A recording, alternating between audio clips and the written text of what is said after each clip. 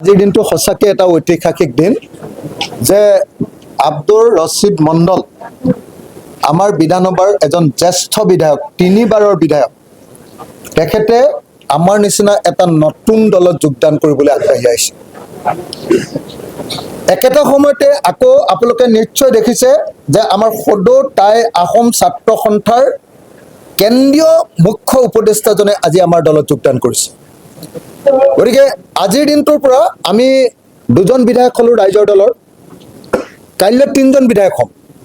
কাইলৈ কলগাছিয়াত বাগবৰ বিধানসভা সমষ্টিৰ সন্মানীয় বিধায়ক চেয়াৰমেন আলি ডাঙৰীয়াই কাইলৈ আমাৰ দলত বিয়লি 3 বজাত যোগদান কৰিব।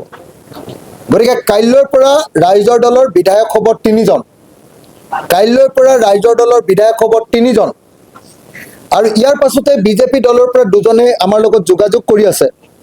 মাত্ৰ কংগ্ৰেছ দলৰ লগত আমাৰ আসনৰ বুজাপুৰীয়া হ'লেই বিজেপি দলৰ উজনি অসমৰ 2জন বিজেপি দলৰ বিধায়কে আমাৰ দলত যোগদান কৰিব।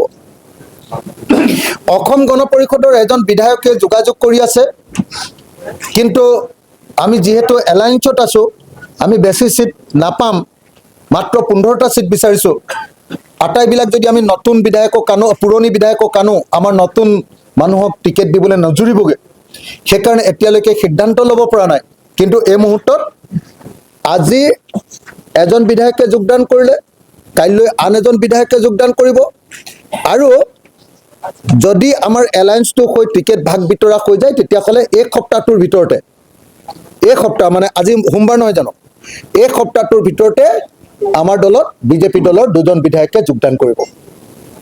এই সপ্তাহটোৰ ভিতৰত যদিহে আমি টিকেট সেই চিটকেইটাত পাওঁ, তো সেই চিটকেইটাৰ টিকেটকেইটা যদি আমাক কংগ্ৰেছ দলে এৰি দিয়ে, তেতিয়াহ'লে উজনি অসমৰ 2জন বিজেপি বিধায়কে আমাৰ দলত এই সপ্তাহত যোগদান কৰিব। এই খবৰটো মই দি থলোঁ। অসম গণ পৰিষদৰ পৰা এজন বিধায়কে কথা পাতি আছে, কিন্তু টিকেটৰ কি হয় নাজানো মই, কাৰণ এতিয়া মানে কৈ থাকিবলৈ দিগদাৰ হৈছে, কাৰণ আপোনালোকে দেখিছে যে এতিয়ালৈকে আমাৰ এলায়েন্সটো কমপ্লিট হোৱা নাই। আৰু AIDF-ৰ 5জন বিধায়কে, AIDF-ৰ 5জন বিধায়কে আমাৰ দলত যোগদান কৰিবৰ কাৰণে আমাৰ দলৰ লগত যোগাযোগ অব্যাহত ৰাখিছে, কিন্তু AIDF-ৰ বিধায়ককেইজনক আমি জইন কৰাম নে নকৰাম সেই সম্পৰ্কে আমি সিদ্ধান্ত লোৱা নাই। কিন্তু বিজেপিৰ বিধায়ক 2জনকে আমি যোগদান কৰাবলৈ প্ৰস্তুত হৈছোঁ।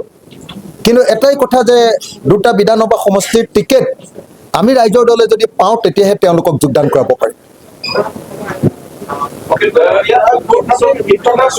সমষ্টিৰ বিধায়কে আপোনালোকৰ দলত যোগদান কৰিছে।